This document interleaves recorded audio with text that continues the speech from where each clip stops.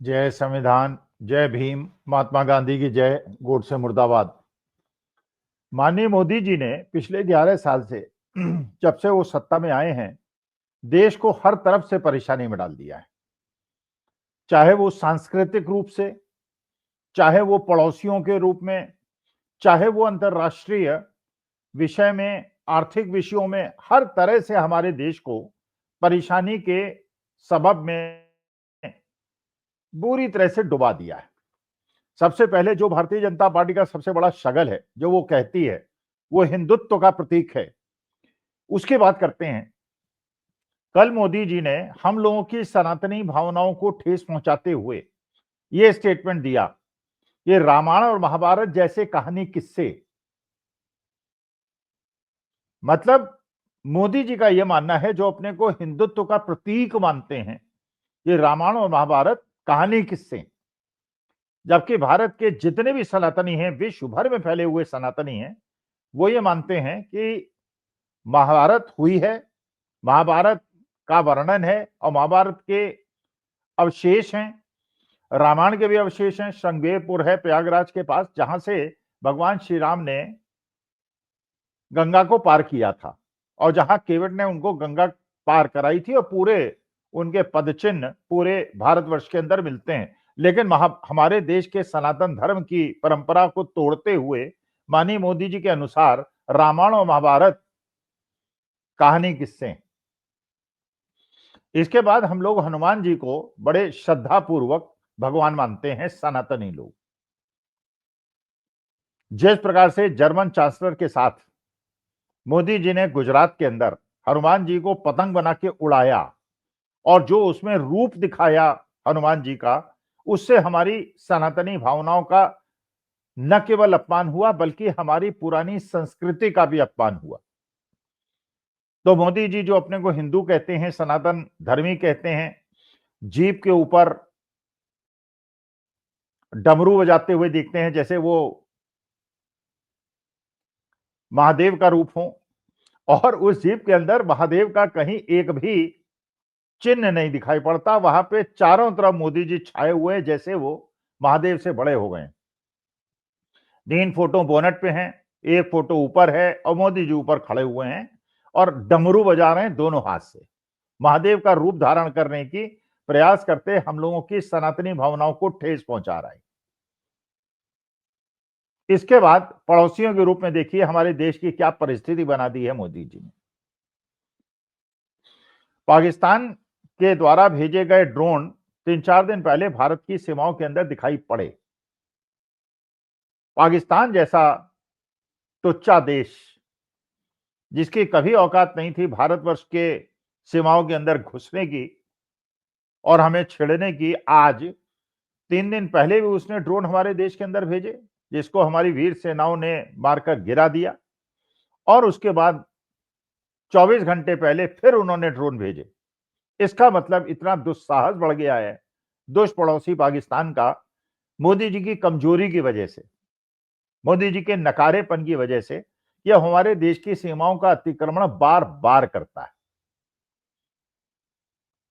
दूसरा पड़ोसी चीन, जो हमेशा से हमारा शत्रु रहा है और जिसने हमारे देश के भूभाग पे अपना क्लेम किया है, उससे इतना ज्यादा उदार रवैया भारतीय जनता पार्टी और मोदी जी निभा रहे हैं। क्या कारण है मुझे नहीं पता, क्योंकि पिछले 11 साल के अंदर जब से मोदी जी देश की सत्ता में आए हैं, चीन से आयात डबल हो गया है, हमारा निर्यात केवल 15% बढ़ा है। पूरी तरह से देश के उद्योग को उन्होंने चीनी कंपनियों के हाथ में दे दिया है। इसके बाद जब हमारे देश के अंदर चीनी और भारतीय सेनाओं के बीच में मुठभेड़ हुई थी गलवान वैली के अंदर, हमारे वीर जवानों ने बहादुर से लड़ते हुए अपनी शहादत दी थी। उसके बाद चीनी ऐप बंद कर दिए गए थे और भक्तों ने कहा था कि चीनी ऐप बंद होने से चीन की अर्थव्यवस्था खत्म हो जाएगी, और यह भी कहा था कि भारतवर्ष के अंदर जो प्रोजेक्ट्स लगते हैं इसमें चीनी कंपनियों को कॉन्ट्रैक्ट नहीं दिया जाएगा। लेकिन पता नहीं किस कारण से चीन का एक प्रतिनिधिमंडल आता है, आरएसएस के प्रमुख, उप प्रमुख हसबोले साहब के साथ 1 घंटे की उनकी बैठक होती है। भारतीय जनता पार्टी के सरकार नहीं, भारतीय जनता पार्टी के वरिष्ठ नेताओं के साथ उनकी बैठक होती है और उसके बाद चीनी कंपनियों को कॉन्ट्रैक्ट में पार्टिसिपेट करने का अधिकार दे दिया जाता है। यह रिश्ता क्या कहलाता है? चीन से यह रिश्ता क्या कहलाता है?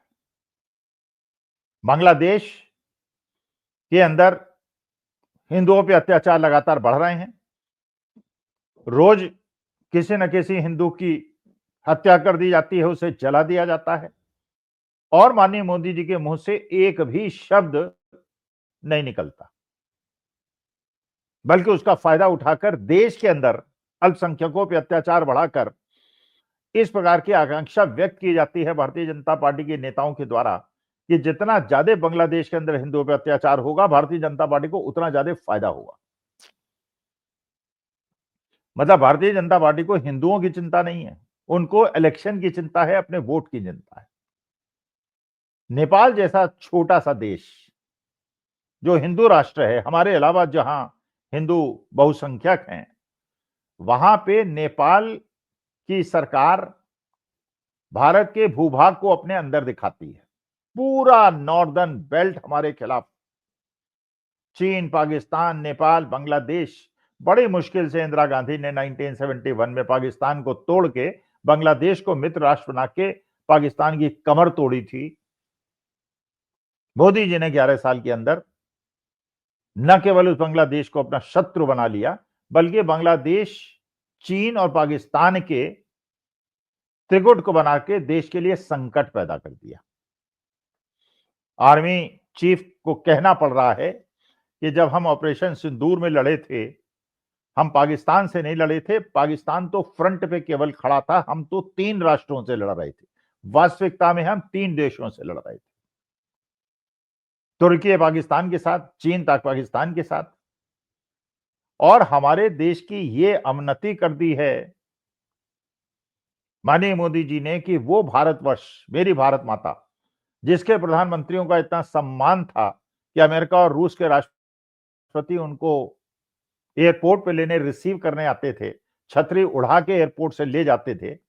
आज के तारीख में बिना बुलाए मोदी जी को डोनाल्ड ट्रंप से मिलना पड़ता है और डोनाल्ड ट्रंप उस चीज का मजाक उड़ाता है।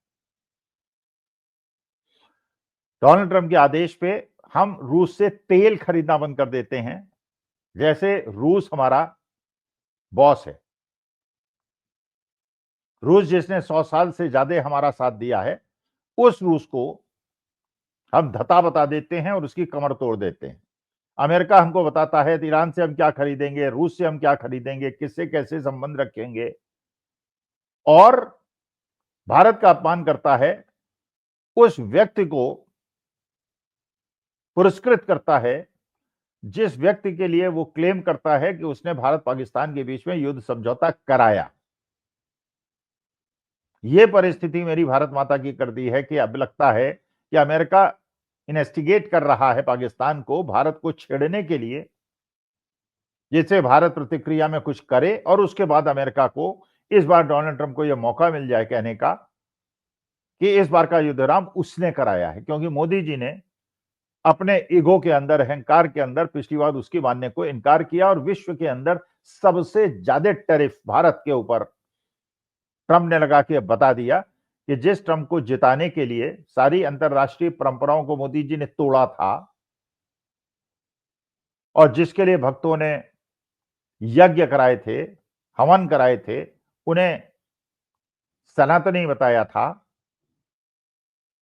वो ट्रंप आज के तारीख में भारत को मित्र नहीं मानता। चीन शत्रु, अमेरिका मित्र नहीं मानता। रूस की कमर खुद भारतवर्ष ने तोड़ दी अमेरिका के कहने पे तेल खरीदने से मना करके। हम कहां खड़े हैं ये देश की जनता को सोचना चाहिए। मोदी जी का केवल ध्यान चुनाव जीतने में है।